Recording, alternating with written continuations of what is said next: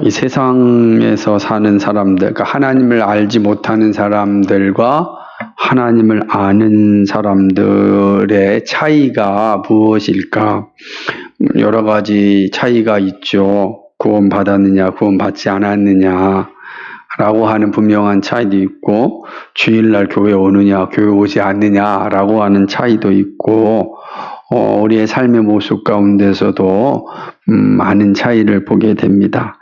그러나 그 가운데 아주 분명한 차이가 하나 있는데, 그것은 이 세상은 마지막 심판이 있을 것이라고 생각지 않습니다. 그러니까 심판에 대하여서 불신합니다. 그리스도인들은 마지막 심판이 있음을 확신하면서 살아갑니다. 그러니까 심판의 날이 없다고 생각하며 살아가는 사람들과 심판의 날이 있다고 생각하며 살아가는 사람들이 분명한 나뉘게 되겠죠. 그리스도인이다, 하나는 비그리스도인이다 라고 말할 수가 있는 것입니다. 이것이 같은 하늘 아래 살면서 전혀 다른 삶을 다시 할게요. 그러니까 다른 삶을 사는 겁니다. 그러니까 같은 하늘에 우리가 살고 있지만 예수 믿는 사람들은 심판을 바라보면서 오늘을 살아간다면, 예수 믿지 않는 사람들은 심판이 없다고 생각하며 살아가는 것입니다. 그러니까 이 기준이 무엇을 하든 세상과 다르게 살아가게 합니다. 그죠? 세상과 다 다르게 살죠. 여러분, 심판이 있다고 한다면 오늘 내가 하는 것들 하나하나가 되게 의미가 있잖아요. 중요하잖아요. 소중하잖아요. 왜냐하면 마지막에 이 모든 것들이 다 드러나기 때문에, 하나님 앞에 섰을 때 내가 행했던 모든 것들이 다 드러나기 때문에 우리는 그걸 바라보면서 오늘 하루의 삶을 함부로 살지 않거든요. 반면에 심판이 없다고 한다면, 내가 사는 것이 전부라고 한다면 어떻게 살겠습니까? 이 땅이 모든 것이라 생각하고 이 땅에서 모든 것을 누리려고 하지 않겠습니까? 어차피 죽으면 끝인데 뭐하러 이 땅에서 정직하게 살아야 되고 뭐하러 이 땅에서 남의 눈치 보며 살겠습니까? 온갖 투기와 부정을 일삼으며 떵떵거리며 살고 정말 새치밖에 안 되는 권력 가지고 막 휘두르며 살고 싶지 않겠습니까? 어차피 죽으면 끝인데 그런 사람들과 하나님 앞에 서서 모든 것들을 다 판단받을 날이 올 것을 아는 사람들의 삶은 전혀 다릅니다. 직업을 가져도 소명의식이 있느냐 없느냐는 마지막 하나님의 심판대 앞에서 칭찬받을 것인가 책망받을 것인가를 보고 살 때 달라지는 겁니다. 분명하게 그것이 우리에게 나타나는 것이죠. 근데 이것이 무너지면 기독교는 어떻게 되겠습니까? 세속화가 되는 겁니다. 그러니까 우리는 종종 교회에 세속화 얘기하잖아요. 교회가 세상처럼 됐다, 세속화되었다 할 때 그 의미는 무엇이냐면 하나님 앞에 심판받을 것을 생각하지 않고 살아가는 겁니다. 그러니까 온갖 투기 세력들, 온갖 부정한 세력들, 온갖 범죄 세력들, 아무런 죄책감 없이 교회에 나올 수 있는 거죠. 그런 것입니다. 그러니까 하나님 나라에 대한 소망보다는 이 땅에서 자신의 나라를 세우는 것을 더 소망하는 사람들, 그런 사람들이 교회에 있을 때 그런 건 세속화된 교회예요. 세속화된 교회다. 왜냐하면 하나님의 마지막 심판을 생각하지 않기 때문에 그런 것입니다. 그런 측면에서 오늘 우리는 그리스도인인가? 나는 그리스도인인가? 이 자문해 볼 필요가 있습니다. 나는 그리스도인 맞나? 본문은 하나님의 진노의 말씀을 전하고 있습니다. 이 진노는 이스라엘을 향한 것만이 아닙니다. 지면에 있는 모든 나라를 향한 그러한 진노입니다. 하나님이 이러한 심판을 내리시는 이유는 하나입니다. 죄 때문입니다. 죄악. 이 땅에 만연된 죄, 그 죄로 인하여 하나님께서는 심판하신다고 이야기하십니다. 12절 말씀에 선명하게 드러나죠. 이 땅의 죄악으로 인하여 내가 심판하시겠다라고 선언하지 않습니까? 물론 이 심판은 바벨론을 향한 심판이지만 그러나 동시에 이어지는 말씀을 보면 온 지면을 향한, 온 세상을 향한 심판을 말씀하십니다.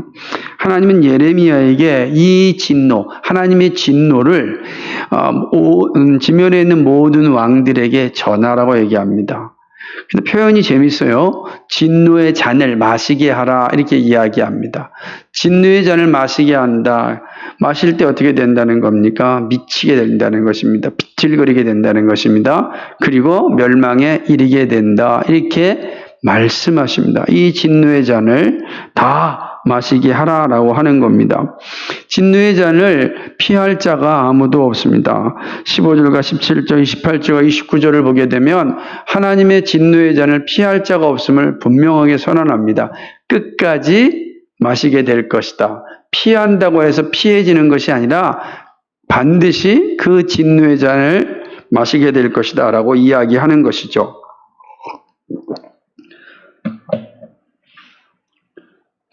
그들이 누군가, 이 진노의 잔을 끝까지 다 마셔야 될 자들이 누구인가를 사실은 우리가 보는 이 25장 15절 이하에서 26절까지 설명해 주고 있습니다. 나라 하나하나가 다 이미 이스라엘을 중심으로 해서 근동에 있는 그런 나라들입니다. 물론 거기에는 알지 못하는 나라도 있습니다. 바다 저편 나라가 누군지 몰라요. 그러나 어차피 그런 나라들까지 전부 다 포함해서 이야기하고 있죠. 드러난 이름만 해도 이스라엘, 애굽, 우스, 블레셋, 에돔, 모압, 암몬, 두로, 시돈, 드단, 데마, 부스, 아라비아, 스므리, 엘람, 메데, 북방의 왕, 그리고 세삭이라고 얘기합니다. 이 세삭은 누구냐면 바벨을 의미해요. 바벨왕. 바벨론을 얘기하는 거죠. 그러니까 바벨론의 별명 같은 게 세삭이라고 하는 단어입니다. 그러니까 이 나라들만 보게 되면 이스라엘을 근동으로 해서 중근동 모든 나라를 다 포함하고 있는 그런 나라들입니다. 그러니까 이런 나라들에 대해서 하나님께서 심판하신다 이렇게 말씀하시는 것입니다. 27절에 보니까 하나님께서 칼을 보내시겠다 그래요. 칼을 보내셔서 저들을 심판하시겠다 그런 겁니다. 30절 말씀에 이런 하나님의 형벌에서 피할 자가 없다라고 이야기하는 것입니다. 하나님은 자신의 심판을 포도 밟는 자같이 말씀하십니다. 포도 밟는다. 나중에 살펴보겠지만 포도를 밟는 자라는 거죠. 다 비유가 딱 떠오르지 않습니까? 포도를 밟으면 어떻게 되겠습니까? 포도즙이 나오죠. 빨간색이잖아요. 나중에 이제 살펴보지만 사륙과 도륙을 의미하는 그런 말씀이죠. 다시 말 하나님의 심판, 그렇게 심판하시겠다 라고 이야기하시는 것입니다. 온 땅에 사륙이 있을 것이고 매장지가 없는 그러한 황폐함, 잔인함, 참혹함이 올 것이다 라고 말씀합니다. 그리고 그 심판은 재앙과 큰 바람으로 올 것이라고 또 말씀합니다. 그 결과 온 땅이 황폐하게 되고 황량하게 될 것이다. 단어 하나하나에 하나님의 심판이 얼마나 참혹하고 그리고 강렬한지를 표현하고 있습니다. 사륙한다, 도륙한다, 짓밟는다, 황량하게 될 것이다, 황폐하게 될 것이다, 피할 자가 없을 것이다. 말씀 하나하나에 하나님의 마음이 담겨 있는 것이죠. 이것은 하나님께서 악인에 대한 하나님의 심정이 무엇인지를 분명하게 드러내는 것입니다. 이렇듯 본문은 죄에 대한 하나님의 심판은 누구도 피할 수 없다. 이거를 말씀하고 있습니다.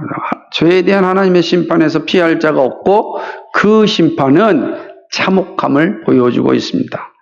우리는 이러한 말씀에 근거하여서 다음 5가지의 내용을 좀 살펴보고자 하는데요. 첫 번째는 하나님을 대적하는 권력이 아무리 대단하여도 다 지나간다는 겁니다. 자, 바벨론이 70년 동안 이스라엘을 점령하였습니다. 엄청난 거죠. 70년입니다. 70년 동안 이스라엘을 식민지 국가로 삼았습니다. 식민지 국가의 삶이라는 게 얼마나 힘들겠습니까? 좀 우리가 조그만 권력만 가지고 있어도 막 대들지 않습니까? 그런데 이제는 식민지 국가예요. 그 이스라엘 백성들은 그 국가의 종이 되는 겁니다. 그러니 종으로서 살아간다는 게 이게 얼마나 힘들겠습니까? 얼마나 괴롭겠습니까? 얼마나 아프겠습니까? 근데 하나님께서 뭐라고 말씀하시면 그날이 지나간다라고 말씀하십니다. 25장 우리 12절 한번 읽어볼까요? 이 말씀이 정말 의미 있는 말씀입니다. 같이 읽겠습니다. 시작. 나 여호와가 말하노라 70년이 마치면 내가 바벨론 왕과 그 나라와 갈대아인의 땅을 그 죄악으로 인하여 변하여 영영이 황무케 하되 이렇게 말씀하고 있습니다. 여러분 이 말씀을 잘 보면은 아무리 대단한 권력이라 할지라도 70년밖에 안 된다는 거예요. 하루가 천년 거 천년이 하루 같은 하나님의 관점에서 볼 때는 정말 보이지도 않는 거죠. 사람들은 자기가 가진 권력이 대단한 거라고 생각하고 살아갑니다. 그래서 한 점도 안 되는 권력인데 그 권력으로 마치 세상을 다 지배할 것 같이 이야기하고 그 권력이 영원할 것처럼 막 휘두릅니다. 이 부패한 이 사람들에게 칼을 다 쥐어지게 되면은 전부 다 아주 끔찍한 일을 벌이죠. 그 마음대로 막 휘두르는 거 아니겠습니까?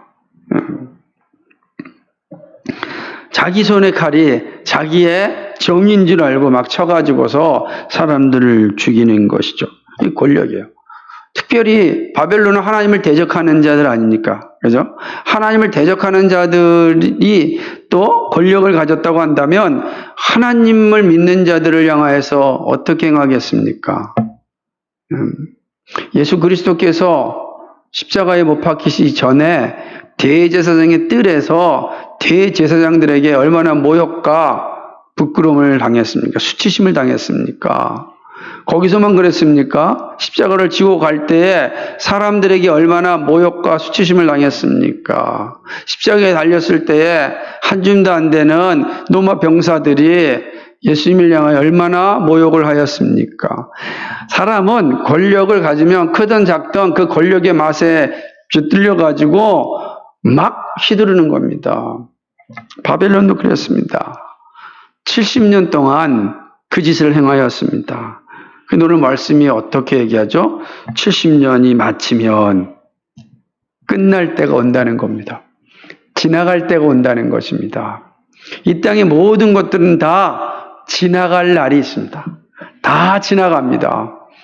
그래서 어거스틴이 노마의 멸망을 보면서 이것도 또한 지나가리라 이렇게 말씀하지 않았습니다. 다 지나가요. 바벨론 70년입니다. 로마는요, 우리나라 보십시오. 신라 1000년이었습니다. 고려 1000년이었습니다. 그죠? 조선 500년이었습니다.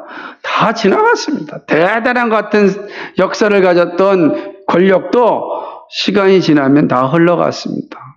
여러분, 지금 권력을 가진 자들이 마치 영원토록 자신의 권력을 가질 거라고 이야기합니다.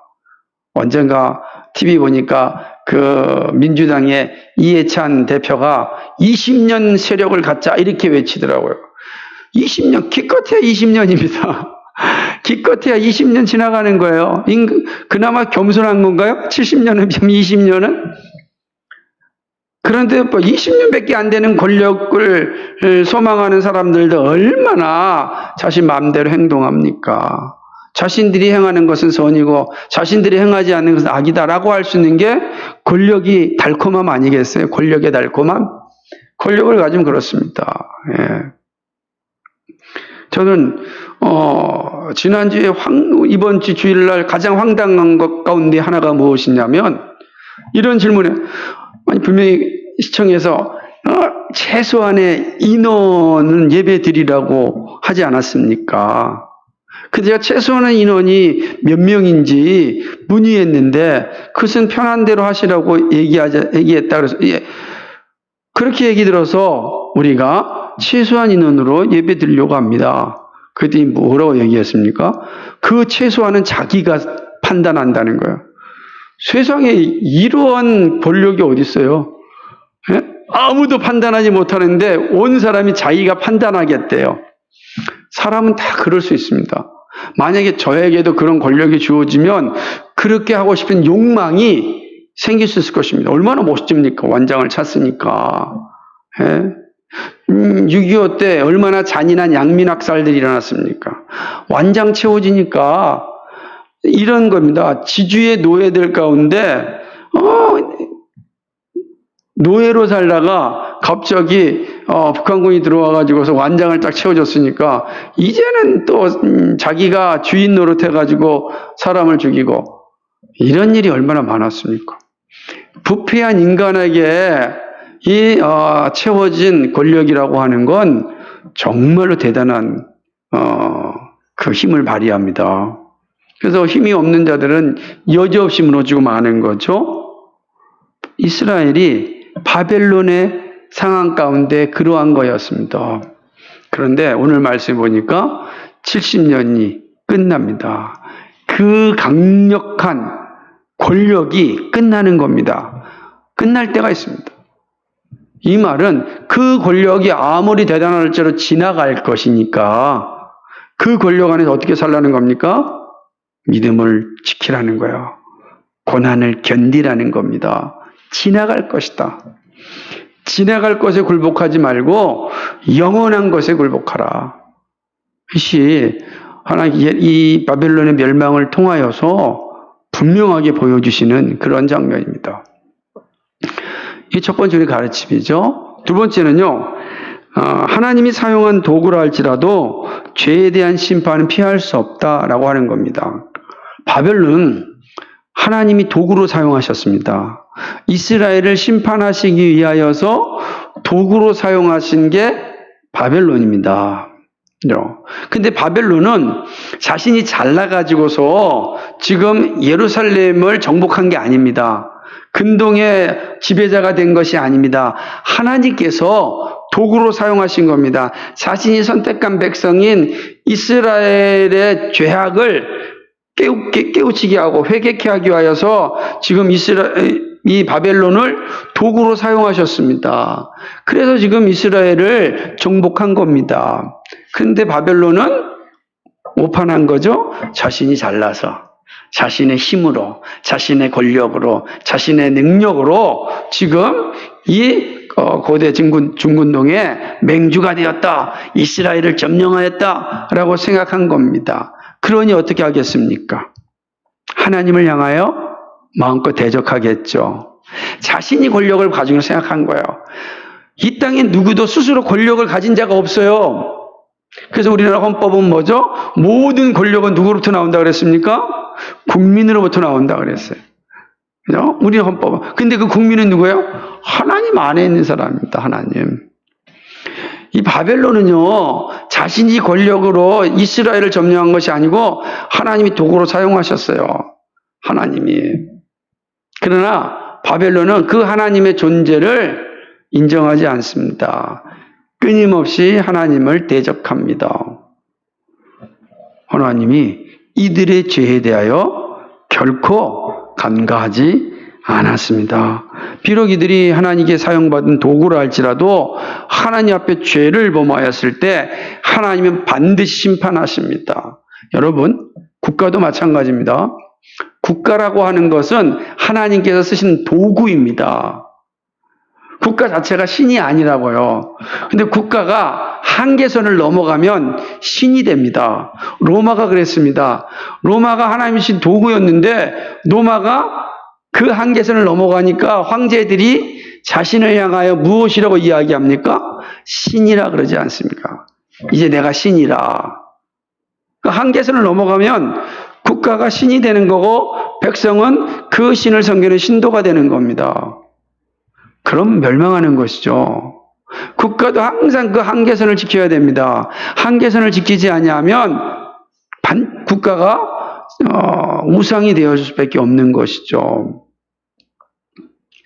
바벨론이 그런 거예요. 자신의 한계를 지켜야 되는데 지키지 않았습니다. 결국은 하나님 앞에 범죄하였고 하나님은 그들의 죄를 물으십니다. 그리고 진노의 잔을 부으십니다. 진노의 잔을 마시게 합니다. 저들로 하여금 철저하게 멸망의 길에 떨어지게 합니다. 그래서 70년 후에 바벨론은 역사 가운데 흔적도 없이 사라집니다. 그죠? 역사 가운데 바벨론은 흔적도 없이 다 사라져 버렸어요. 그 어마어마한 권력을 가지고 이스라엘을 침탈하였고 예루살렘 성전을 갈기갈기 훼손하였던 그 바벨론 얼마나 의기양양하겠습니까? 생각해보세요. 하나님의 성전에서 우리가 정말 하나님이 모든 것이냐 믿고 하나님의 절대적 주권을 믿고 있는데 여기에 군합발로 들어와 가지고서 다 찢어버립니다. 다 가져가 버렸어요. 솔로몬 성전의 모든 금은들을 다 가져갔습니다. 완전히 황폐화시키고 말았습니다. 그럴 때 성전에 있던 제사장을 비롯한 많은 사람들이 얼마나 허탈하였겠습니까? 얼마나 절망했겠습니까? 하나님 어디 계십니까? 하나님 이 성전이 이렇게 유린당하고 있는데 하나님 어디 계십니까? 탄식하지 않았겠습니까? 그런데 아무런 변화가 없었습니다. 깔끔하게 솔로몬 성전이 파괴되었습니다. 그게 끝인 줄 알았습니다. 그렇게 들어왔을 때 바벨론 군사들이 얼마나 당당하겠습니까? 너희 신이 어디 있느냐? 그러지 않았어요. 너희 신이 어디 있느냐? 예루살렘 성전을 다 회파했는데 한 사람도 바벨론 군인들이 죽은 사람이 없어요. 한 사람도 훼손당한 사람이 없다고요. 하나님의 임재인 장소는 솔로몬 성전이 다 파괴되었어도 바벨론 사람 한 사람도 훼손당하지 않았다고요. 왜 그랬죠? 이스라엘 죄 때문입니다. 이스라엘 죄를 벌하시기 위하며.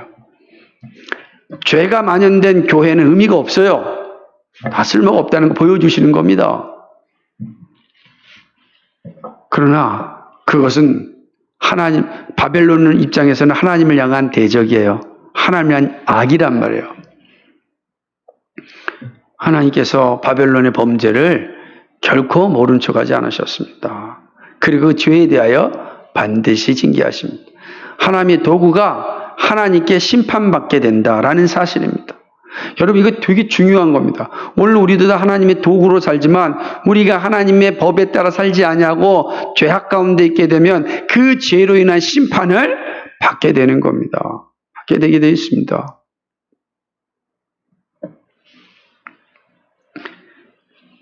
이것이 두 번째 교리입니다. 세 번째는요.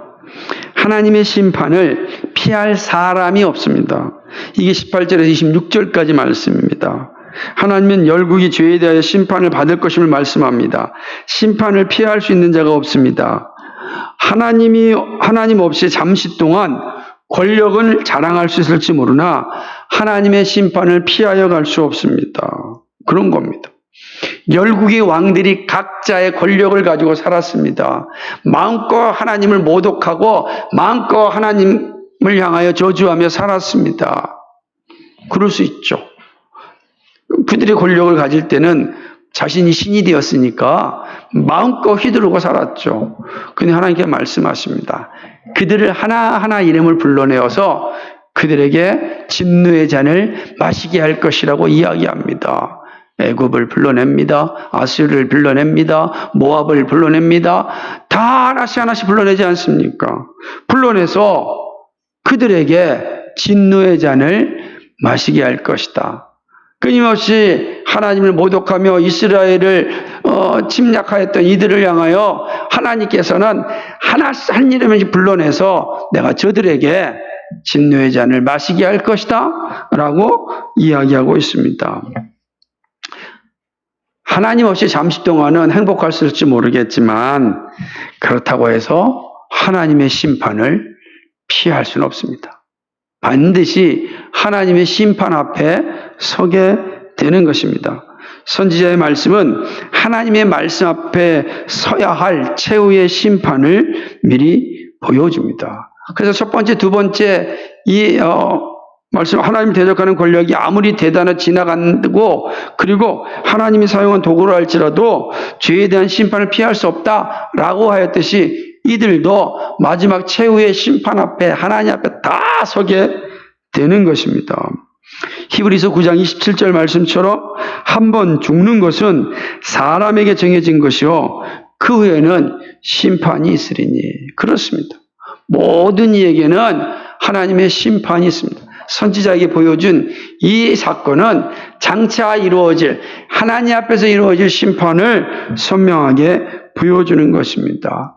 그리고 하나님의 심판은 의로운 심판이기에 죄인들은 누구도 항의하지 못합니다. 누구도 도망갈 수도 없고 반드시 그 심판 앞에 서게 되는 것이죠. 요한계시록 19장 2절에 보니까 그의 심판은 참되고 의로운지라 그랬습니다. 참되고 의롭다.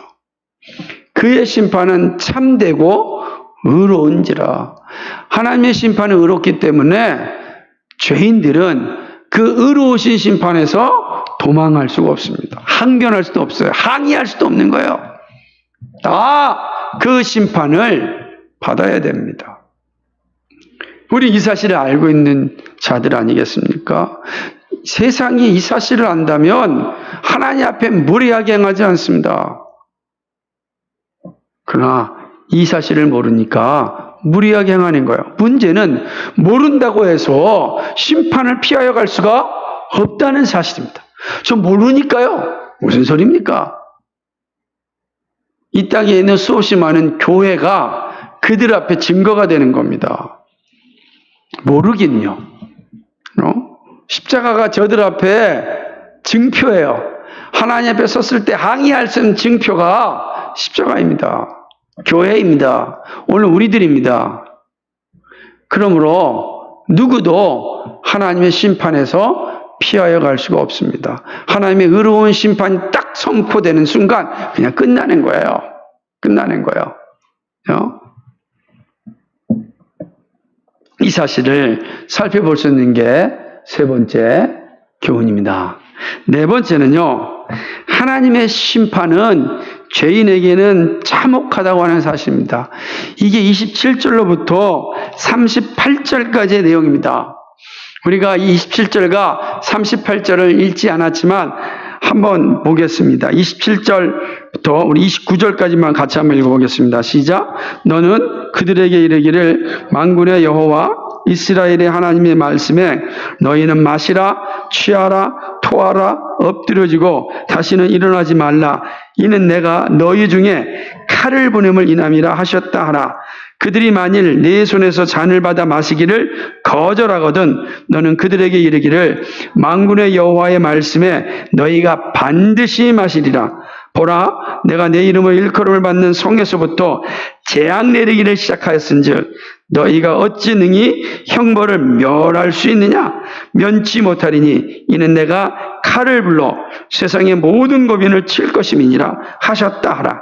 만군의 여호와의 말씀이니라. 아멘. 하나님께서 이 진노의 잔을 다 마시게 한다고 선언하십니다. 나 안 마시겠다, 안 마시겠다 저항하는 자들에게 하나님 말씀하신 게 무엇입니까? 반드시 마시게 될 것이다.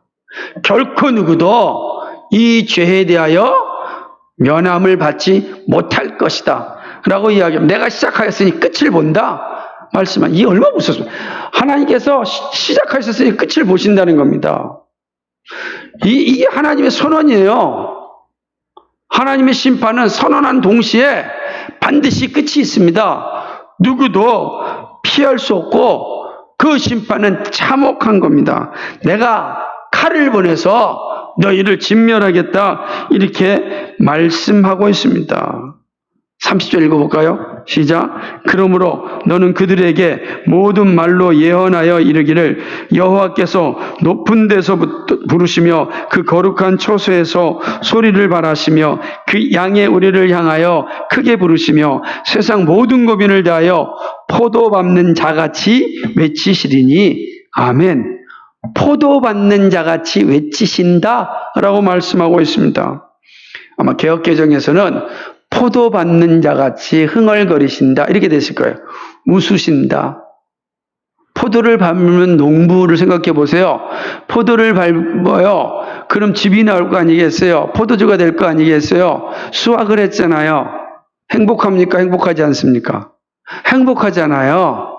그렇죠? 행복한 거예요. 포도즙이 쭉 나왔으니까 행복한 겁니다. 우리 개혁개정에서는 크게 외치시란만 돼 있지만 이 흥얼거리심이에요.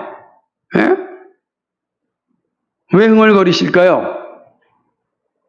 악인이 심판을 받는 것에 하나님은 기뻐하십니다. 여러분, 마지막 최후의 심판에서는 끝난 거예요. 최후의 심판 전까지는 악인들이 멸망하는 걸 원하지 않고 악인들이 돌아오는 것을 기뻐하세요. 기다리신단 말이에요.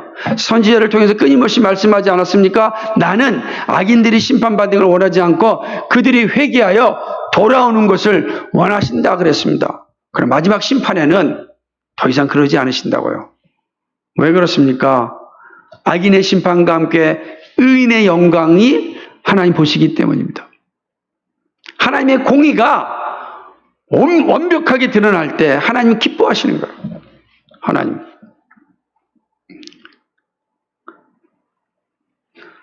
이게 하나님의 공의입니다.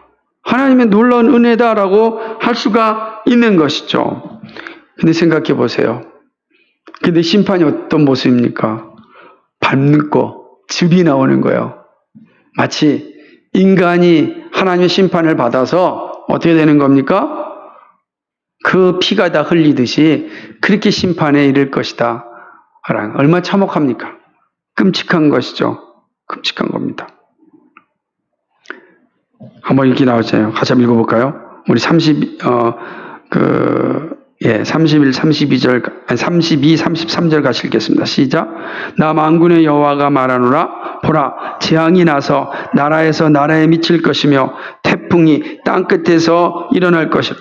그날에 나 여호와에게 살육을 당한 자가 땅 이 끝에서 땅 저 끝에 미칠 것이니 그들이 슬퍼함을 받지 못하며 엄습함을 입지 못하며 매장함을 얻지 못하고 지면에서 분토가 되리로다. 매장할 땅이 없어요. 왜요? 전부 다 심판을 받았어요. 참혹한 심판이죠. 이거는 단순히 매장할 것이 없다. 그날에는 그런 의미가 아니라 이 강조하는 거예요. 그만큼 죄인들이 받을 심판이 참혹하다라고 하는 겁니다. 지금은 권력을 가지고 떵떵거리며 살고 있지만 하나님을 모독하는 자들, 하나님의 교회를 훼손하는 자들을 향하여 하나님께서 반드시 심판할 때 이렇게 참혹하게 심판할 것이다 라고 이야기하는 겁니다. 권력을 가진 자들은 그래서 조심해야 돼요. 완장을 찬 사람들은 정말 겸손해야 돼요.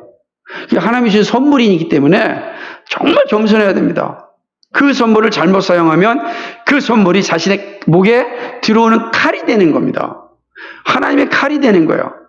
그래서 우리는 작던 그들 항상 자신에게 주어진 권력에서 겸손해야 되고 늘 조심해야 됩니다. 그럼 정말 선물이 되는 거예요. 그러지 않으면 그 선물이 자신의 목에 칼로 돌아옴을 잊지 말아야 합니다. 이렇게 보여주는 것입니다. 그 놀라운 것은 지금 하나님께서 말씀하셨던 포도 밟는 자같이 흥얼거리시겠다라고 하는 것은 최후의 심판을 묘사하는 것이죠. 요한계시록 19장 15절을 읽어보십시오. 이 내용이 그대로 드러나 있는 것을 보게 됩니다. 한번 살펴볼까요? 요한계시록 19장 15절입니다.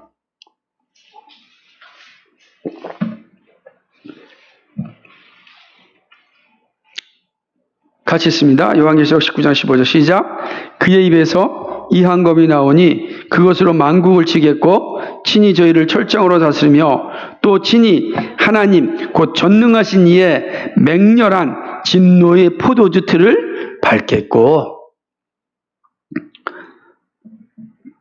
이 한 검이 나와서 만국을 치고 저희를 철장으로 다스리는 거예요. 근데 그 내용이 뭐예요? 진노의 포도주 틀을 밟는 것 같다고요. 오늘 예레미야 선지자에게 예언한 이 말씀, 이거는 이스라엘을 침략하였던 바벨론, 그리고 이스라엘을 향하여서 계속해서 모독하였던 이스라엘 주변의 이방 나라에 대한 하나님의 심판, 1차적인 심판을 선언합니다. 사실은 아모스서도 그러고요. 그래서 하나님의 심판이 어떻게 이스라엘 중심으로 고대 근방에, 그 다음에 열방의 역사 가운데 일어나는 것인가를 보여주는 겁니다. 하나님은 단지 이스라엘의 하나님이 아니라 온 열방의 하나님이고, 그 열방의 하나님의 중심은 이스라엘이다 라는 사실을 보여주는 것이 구약 역사예요. 예레미야도 그 사실 분명히 보여줍니다. 그러나 동시에 이 말씀은 우리 가운데 일어날 최후의 심판을 예표하는 겁니다. 우리 이 사실을 봐야 됩니다. 우리는 신약의 관점에서 구약을 볼 때 그것은 바로 하나님의 심판, 마침내 이 땅에서 이루어지는 심판의 모습을 통하여 최후의 심판이 일어날 것을 보여주는 거예요. 역사 속에서 떵떵거렸던 바벨론이 70년 권력이 사라졌습니다. 이름 석자 남기지 않고 사라졌습니다. 그리고 오히려 요한계시록에서는 그 바벨론은 하나님을 대적하는 사악한 무리의 이름으로 드러납니다. 그래서 그게 나타나는 거죠. 하나님을 대적하는 자들은 마지막 최후의 심판에서 볼 때 이런 바벨론과 같이 흔적도 없이 사라질 것입니다. 포도주 틀에 포도를 밟는 것처럼 저들은 산산조각 나서 영원한 지옥 심판에 떨어집니다. 그거 보여주시는 겁니다. 그걸 지금 보여주고 있는 겁니다. 하나님의 심판을 말씀하실 때 재앙, 큰 바람, 사륙, 도륙, 그저 흩음, 왜곡, 황폐, 황량 이런 말을 사용하죠. 이걸 한마디로 얘기하면 참혹한 심판이 임할 것이다. 악인들에게는 참혹한 심판이 임하게 됩니다. 오직 불심판만이 그들에게 남아 있을 것이다 라고 이야기합니다. 오늘 교회 목사님이 한 번 오셨는데 하나님의 심판에 대해서 이야기하는 남은 건 하나님의 불심판, 이 성경에 얘기하는 것처럼 불심판에 대해서 이야기하니까 그거는 지금 서서히 그 일이 오고 있는 것 같다. 여러분 태양 때문에 이 태양의 문제로 인해서 지금 우리나라 지구의 온도가 좀 올라가고 있지 않습니까? 지금 저 북극과 남극의 빙하들이 정말 빨리빨리 녹고 있지 않습니까? 어마어마하게 지금 녹고 있는 거 아니겠어요? 그러다가 여기서 0.5도만 더 온도가 올라간다면 멸망입니다. 감당할 수 없는 거죠. 그냥 0.5도가 올라가면 빙하가 다 녹는다 그러면 빙하가 녹으면 더 이상 농사 지을 데가 없잖아요. 물이 넘치니까. 농사 지을 데가 없으면 그럼 종말이 오는 거지 뭐. 이게 얘기하더라고요. 근데 그 말이 얼마나 제 머리에 꽂혔는지 모릅니다. 참혹하겠구나. 하나님의 채우심을 참혹하겠구나. 라는 사실. 이 사실을 잊지 말아야 될 것입니다. 이것이 네 번째 교훈입니다. 다섯 번째는요, 하나님의 떠남이 가장 큰 진노입니다. 하나님의 떠남. 하나님은 악인들을 향하여 진노의 말씀하실 때 그들을 떠나겠다 이렇게 말씀하십니다. 여러분 되게 중요한 거예요. 예수 믿는 우리들의 특징이 뭐예요? 하나님이 우리 가운데 임재하심이죠. 그죠? 그러면 임재하신 하나님이 떠나면 어떻게 됩니까? 우리는 끝나는 거예요. 하나님과 아무 관계가 없어요. 심판의 자리에 떨어지는 겁니다. 멸망의 자리에 떨어지는 겁니다. 참혹한 자리에 떨어지는 것이죠. 하나님 이렇게 말씀하십니다. 한번 38절 읽어볼까요? 38절 같이 읽겠습니다. 37절, 38절도 마찬가지인데 38절만 읽겠습니다. 시작. 그가 사자같이 그 소열에서 나오셨도다. 그 진멸하는 자의 진노와 그 극렬한 분으로 인하여 그들의 땅이 황량하였도다. 이렇게 말씀하세요. 이게 무슨 내용인지 이 개역개정이 조금 어렵잖아요. 근데 이거를 잘 풀어놓은 표준 세번역 성경 번역을 한번 소개시켜드릴게요. 그럼 좀 더 이해가 잘 되는데 이렇게 기록되어 있습니다. 사자가 굴을 버리고 떠나가듯이 주님께서 떠나가셨다. 압박하는 자의 칼과 주님의 분노 때문에 그 땅이 폐허가 되었다. 이 소열이라고 하는 것은 사자의 속을 얘기하는 거예요. 그죠? 그 사자의 굴을 얘기하는 거예요. 그러니까 그가 누구죠? 하나님이란 말이에요. 하나님이 사자같이 사자가 그 굴을 버리고 나온 것처럼 하나님께서 굴을 버리고 나왔다. 이 말은 주님께 떠나가셨다는 거예요. 더 이상 거기에 거하지 않으셨다라고 하는 겁니다. 저는 이 표현이 가장 합당한데요. 여기도. 보십시오. 그가 나오셨습니다. 하나님이 나오셨다고 한다면 그 굴은 소망이 무슨 의미가 있겠어요? 그죠? 여러분, 하나님이 없는 교회가 무슨 의미가 있겠어요? 이 멋지고 아름다운 교회당 하나님이 없으면 아무 의미가 없죠. 아무 쓸모가 없는 거잖아요. 하나님 나라에 있어서는. 그것이 토굴이라 할지라도 하나님이 계시면 그게 천국 아닙니까? 천국이 하나님이 계시냐 안 계시냐죠. 그리스도께서 임재하시냐, 성령의 임재함이 있느냐죠.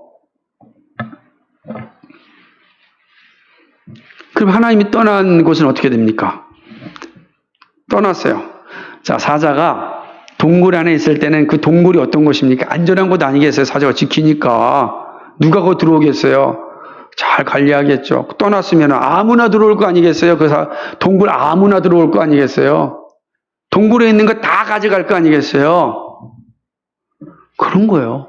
황폐하게 되는 겁니다. 하나님이 떠난 교회는 철저하게 세속화됩니다. 세속화되는 거야. 교회에 대한 화려하여도 철저하게 세속화됩니다. 하나님의 말씀이 선포되지 않냐고 이 시대 정신이 교회를 다 집어 삼켜버리고 맙니다. 사람들은 진보가 좋다고 합니다. 발전이 좋다고 얘기합니다. 그럼 잘 생각해 보십시오. 그것이 하나님이 함께 하시는 발전인지.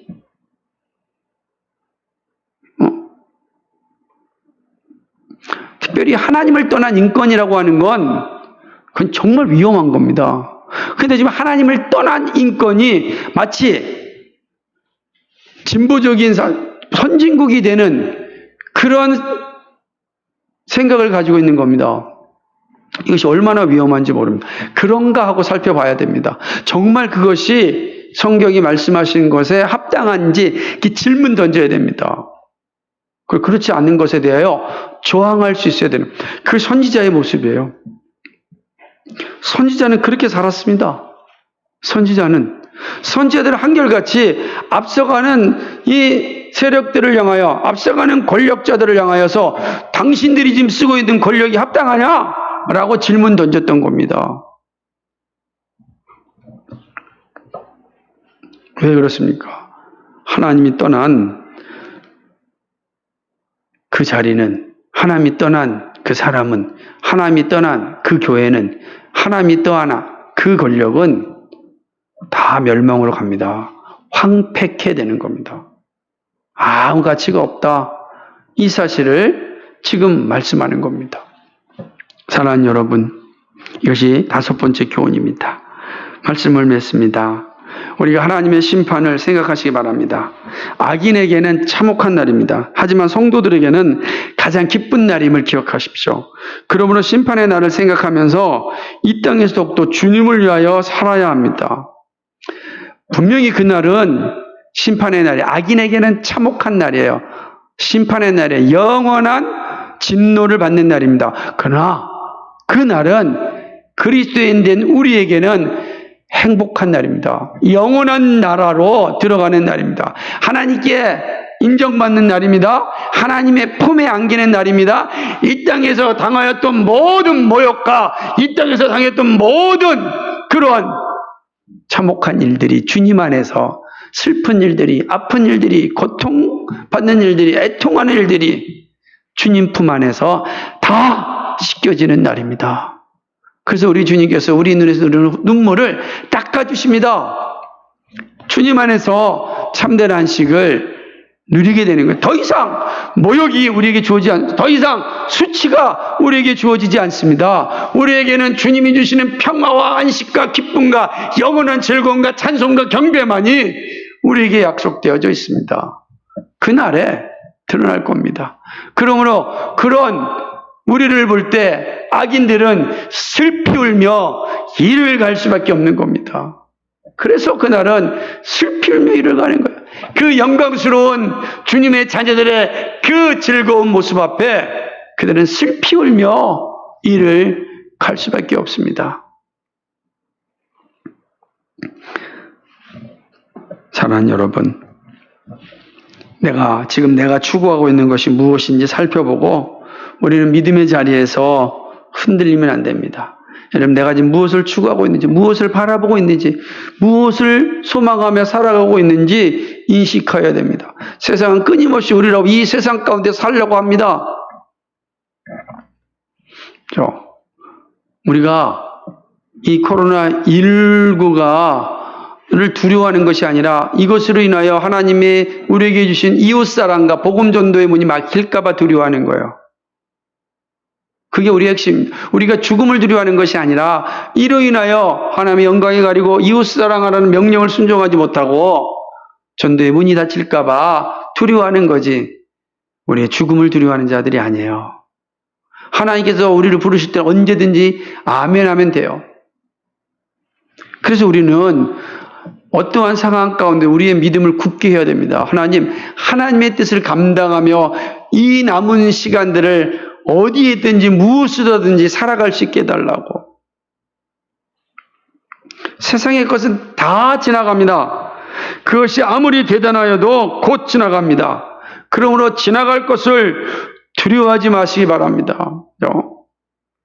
지금 저는 참 걱정인 것 가운데 하나가 정부와 함께 걸어가야 되는 국민들이 정부의 강압에 의하여서 걸어가게 된다면 정말 불안한 겁니다. 우리는 그러면 안 돼요. 서로의 한계선을 잘 지켜야 됩니다. 다 지나갈 것이기 때문에 한계선을 서로 잘 지키고 갈 때 모두가 성공할 수 있습니다. 모두가 행복할 수가 있습니다. 사랑하는 여러분, 주님 오실 날까지 지나갈 것에 의하여 염려하는 자, 두려워하는 자 되지 마시고 주님이 떠나갈 것을 염려하십시오. 내가 이렇게 살다가 주님이 떠나가면 나는 어떻게 될 것인가? 다시 말하면 늘 주님의 임재 가운데 사시라는 겁니다. 늘 내 안에 오신 주님의 임재 가운데 사셔야 됩니다. 주님과 함께 동행하면서 주님의 말씀 가운데 거하면서 주님과 함께 끝까지 주님 앞에 서는 날까지 믿음으로 살아가야 됩니다. 여러분에 거하신 성령께서 여러분을 인도해 주시니까 그 성령의 임재가 결코 축소되거나 침체되지 않도록 늘 깨어 경성하여 주님의 임재 가운데 함께 동행하는 우리 모두와 우리 교회가 되기를 주님의 이름으로 축복합니다. 거룩하시고 자비하신 아버지 하나님, 고맙고 감사를 드립니다. 바벨론과 고대 근동의 권력자들을 향하여 하나님께서 예레미야 선지자를 통해서 진노의 잔을 선포하십니다. 이건 장차 이 땅의 일원을 최후의 심판을 우리에게 예표하여 줍니다. 이 땅에서 권력을 가지고 땅땅거리는 자들, 작은 것이든 큰 것이든 그것이 정말로 전부인 양 살면서 하나님을 모독하였던 자들, 마지막 하나님 앞에 섰을 때 하나님의 진노에서 피할 길 없을 것이고 그 참혹한 진노 앞에 서게 될 것입니다. 슬피 울며 이를 가는 날이 올 것입니다. 하나님 아버지, 우리는 그 날에 하나님 앞에서 누리는 영광과 기쁨과 즐거움을 보게 될 것입니다. 그 영광과 즐거움을 바라보면서 오늘도 믿음의 길을 가게 하여 주시옵시고 끊임없이 주님께서 말씀하셨던 복음을 전하고 그리스도의 사랑을 전하고 하나님의 나라의 소망을 전하며 살아가는 저희들 되게 하여 주옵소서. 늘 주님의 임재 가운데 있게 하여 주옵소서. 세상의 것들이 내 안에 머물러 있지 않게 하여 주시고 주님이 내 안에 머물러서 주님의 눈으로 주님의 마음으로 이 세상을 바라보며 살아갈 수 있는 우리 모두가 되게 하여 주옵소서. 감사합니다. 예수 그리스도의 받들어 기도하옵나이다. 아멘.